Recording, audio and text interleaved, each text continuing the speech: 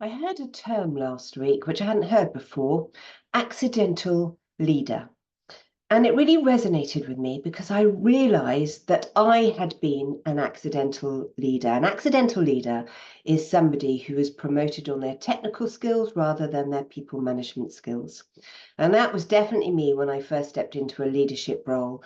I really didn't have any background in people management.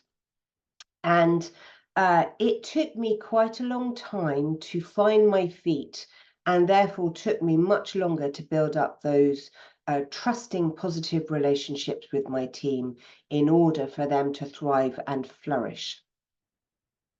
And I also heard a statistic that 80% of our leaders within our organizations do not have any people management training. Just think about that for a minute. Let me ask you, would you go to a doctor if you knew that 80% of our doctors had no medical training? Would you confidently send your child to school knowing that 80% of the teachers hadn't received any teacher training experience? Why? Why then do we think it's okay that our leaders don't have any people management skills? We know that people in our organizations are the most important things in our organization. They're the most important element within our organizations. And I know that actually we're all scratching our heads and we're looking at the cost of living, not just as individuals, but as organizations. We're keeping an eye and we're being really cautious until that budget comes along at the end of October. But here's the thing, if you don't invest in your leaders, you are going to lose people in your organization.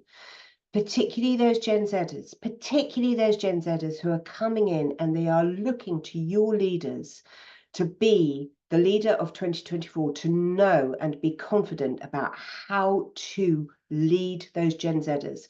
And let's not forget those other generational cohorts. We know from a recent Gallup poll that apart from boomers, every other generational cohort, their levels of engagement are decreasing significantly.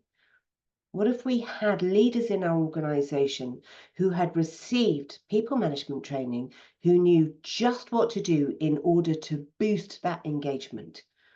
So really, it's a false cost not to invest in your leaders.